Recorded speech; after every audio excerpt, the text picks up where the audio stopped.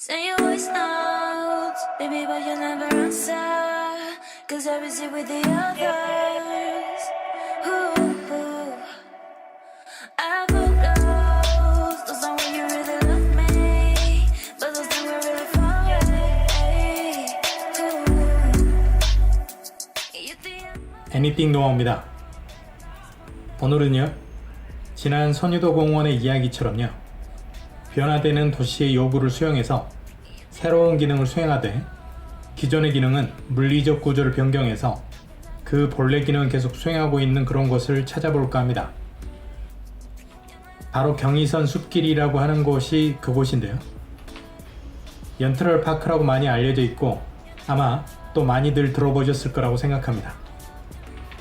네, 이 경의선 숲길은요, 말 그대로 경의선 철길을 변경해서 숲길로 만들어 사용하고 있는 것을 가리키는 것인데요.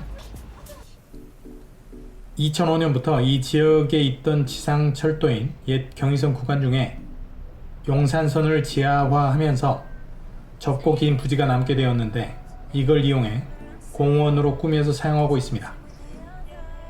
연트럴 파크라는 별칭은요, 6.3km에 이르도록 길게 늘어선 공원이 마치 미국, 뉴욕, 맨하튼 내 센트럴 파크와 닮았다고 해서 붙여진 이름인데요. 사실 구조상으로는 센트럴 파크와 비교할 만한 규모도 아니고 구조가 닮았다고 볼 수도 없지만요. 도시의 한복판에 긴 띠 모양으로 도시민들에게 휴식을 제공해주는 녹지 공간이라는 컨셉이 뉴욕 센트럴 파크의 그것과 비슷한 게 아닌가 해서 귀엽게 붙여진 이름이라고 생각됩니다. 거대한 메가시티 서울에 워낙 시민들의 휴식 공간인 공원이 부족하다 보니까 그렇게 이름 짓게 된 게 아닐까 싶기도 하고요. 그럼 왜 경의선을 공원으로 바꿨는지 한번 살펴보겠습니다. 마포와 용산 일대를 횡단하던 이 경의선 길은 조선시대에는 한양을 오가던 경성 상인들이 다니던 고갯길로 사용되기도 했었는데요. 러일 전쟁 시기에 대륙으로의 진출을 꿈꾸던 일제는 전쟁의 군수물자를 수송하고 약탈에 활용하기 위해서 용산역에서 시작해서 북한 평안북도 신의주시 신의주 청년역을 잇는 총 연장 485.7km의 철도 노선으로 완공하게 됩니다. 이 경의선은요, 1902년 기공돼서 1905년 11월 5일에 개통했고 경부선과 함께 한반도 물자 수송에 중대한 역할을 했었을 뿐만 아니라 1911년에는 압록강 철교가 완공돼서 중국의 만주를 거쳐 유럽까지 이어지는 국제 철도 노선의 일부가 되기도 했습니다. 희망을 꿈꿔보자면 가까운 미래에 서울역에서 출발해서 유럽까지 기차 여행을 떠날 수도 있는 그런 꿈의 노선이 되면 좋을 구간이기도 합니다. 이 철도는 분단 이후에는 군사분계선에서 잘리고 서울역에서 도라선역까지만 연결되었는데요. 현재는 서울역에서 임진강역까지는 수도권 전철인 경의중앙선으로, 그리고 임진강역부터 도라선역까지는 일반 열차로 운영되고 있습니다. 이런 파란만장한 역사를 가지고 있는 경의선은요, 1997년 또다시 새로운 역사적인 변환점을 맞이하게 됩니다.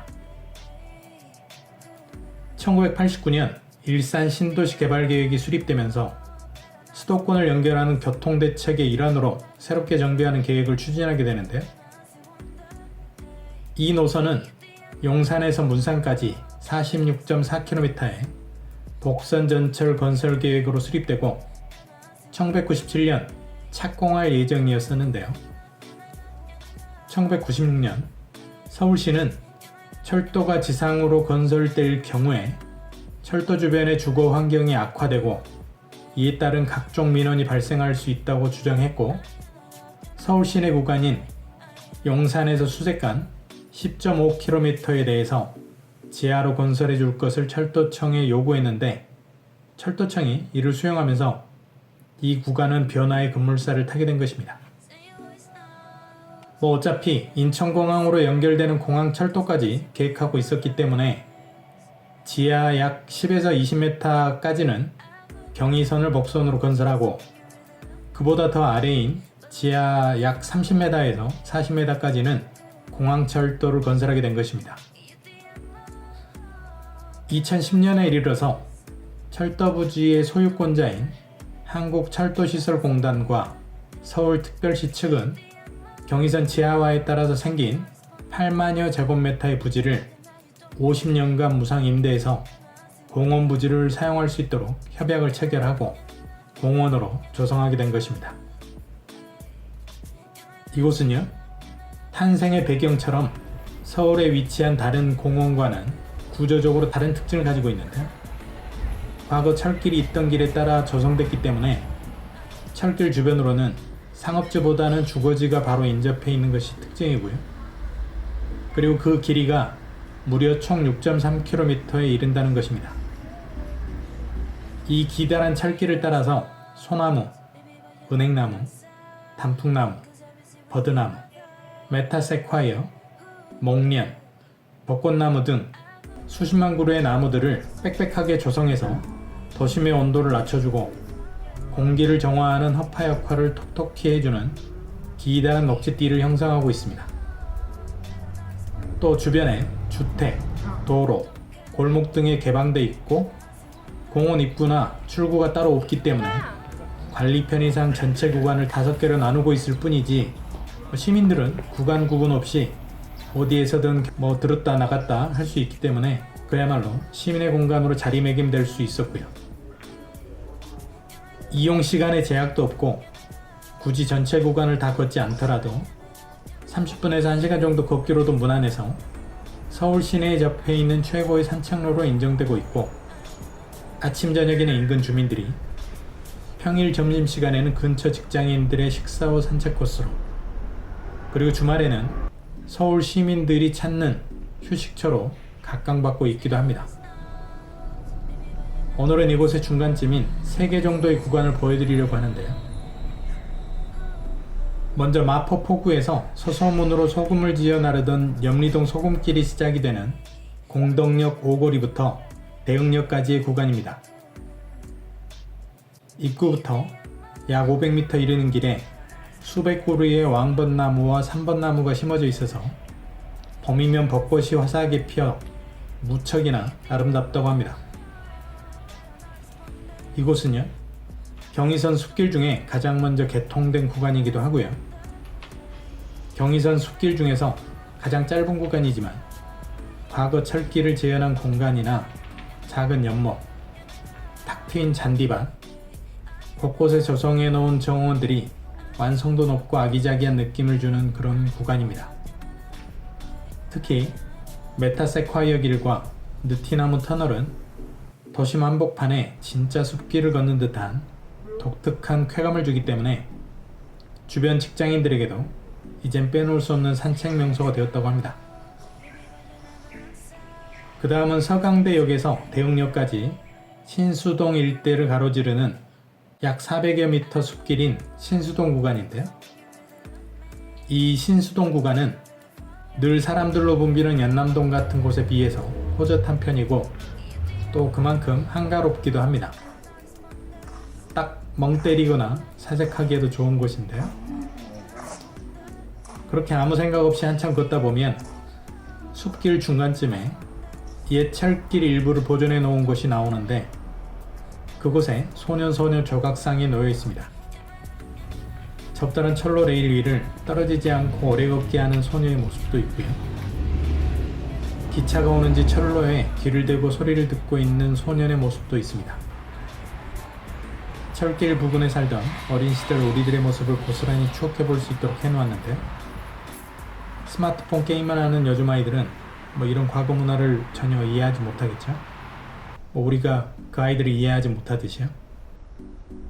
어쨌거나 이곳 부근에는 마포 아트센터 같은 문화시설도 있고요. 또 마포의 대표 음식인 주물럭과 숯불갈비로 유명한 마포 음식 문화거리도 있으니까 시간이 되시면 맛보고 가시는 것도 어떨까 합니다. 다음은 서강대역에서 홍대역 6번 출구까지 약 370m 숲길인 와우교 구간입니다. 5개 구간 중에서 과거 경의선에 대한 향수를 가장 많이 불러일으키는 구간이기도 하고 와우교 구간의 70% 정도는 체계거리로 조성해 놓기도 한 구간이기도 합니다. 이곳은 곳곳에 철로를 남겨서 기차가 지나갈 때 땡땡땡땡 거리면서 알람과 함께 역무원이 깃발을 흔들면서 행인을 차단하던 철도 건널목을 복원해 놓기도 했는데요. 이곳 땡땡거리 주변에는 허름한 선술집들, 오래된 방앗간, 낮은 지붕의 빨간색 집들이 기찻길을 따라서 쪼르르 늘어서 있어서 기찻길 옆 마을 풍경을 고스란히 보여주고 있기도 합니다. 이곳에는 예전에 직장 동료들과 몇 번 들렀던 마포 돼지 껍데기 집도 있어서 추억이 새록새록 돋아나기도 합니다. 땡땡거리 한쪽에 기타 치는 청년과 책을 읽고 있는 여자 조각상이 있는데, 한때 이곳이 홍대 문화예술의 중심지였다는 것을 형상화해서 보여주고 있습니다. 그리고 전체 와우교 구간 370m 중에 홍대역 6번 출구 앞에서 홍대 와우교까지의 250m 숲길은 체계거리로 조성되어 있는데, 출판사들이 위탁 운영하는 각각의 테마를 가지고 있는 책방 6동이 마치 열차칸이 이어지듯 놓여 있습니다. 이곳에서는 책, 전시, 판매는 물론 저자 사인회도 자주 열렸다고 하고요. 산책 도중에 잠시 책방에 들러서 땀도 식히고 머리도 잠시 쉬어가기 좋은 공간이었는데, 지금은 안타깝게도 코로나 유행 덕에 운영을 잠시 중지하고 있었습니다. 그리고 이곳 부근에는요, 고 김대중 대통령님이 생전에 머무르셨던 동교동 자택과 김대중 도서관 등도 있으니까요. 잠시 들르셔서 파란만장했던 역사의 한켠을 살펴보실 수도 있겠습니다.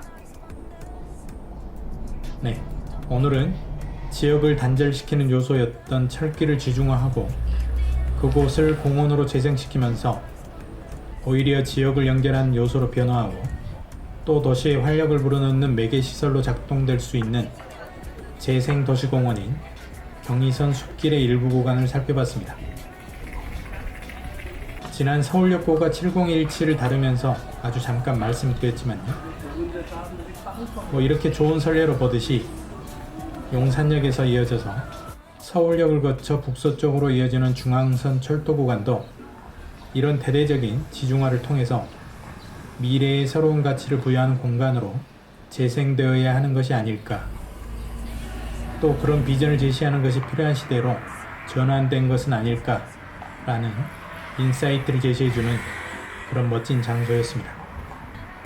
네, 오늘은 여기까지 하고요.